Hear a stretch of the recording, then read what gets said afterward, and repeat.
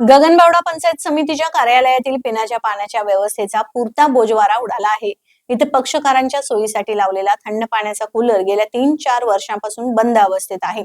त्यामुळे या कार्यालयात दररोज कामासाठी येणाऱ्या नागरिकांना पाणी पाणी करण्याची वेळ आली आहे। गगनबावडा पंचायत समितीच्या कार्यालयात अनेक विभाग कार्यरत आहेत।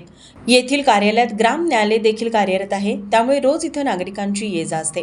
मात्र एवढ्या मोठ्या कार्यालयात पिण्याच्या पाण्याची सोय नसल्यानं पक्षकारांतून संताप व्यक्त केला जात आहे।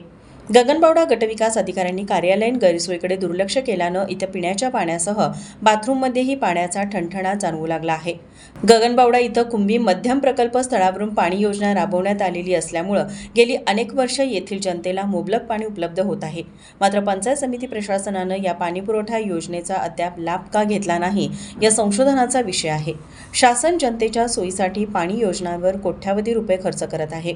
पंचायत समितीनं विहीर आणि कूपनलिकेद्वारे स्वतंत्र योजना कार्यालयासाठी राबवली आहे। मात्र प्रशासनाच्या गलथान कारभारामुळे येथील पाण्याच्या टाकीत पाणी सोडायचे कोणी हा प्रश्न आहे। सध्या राज्यात तापमान अधिक वाढलं आहे, त्यामुळे कार्यालयात येणाऱ्या नागरिकांची पाण्याची तहान भागली पाहिजे। इथला मनमानी कारभार संपुष्टात आणून गगनबावडा कार्यालयात पिण्याच्या पाण्याची सोय तात्काळ करावी अशी मागणी होत आहे।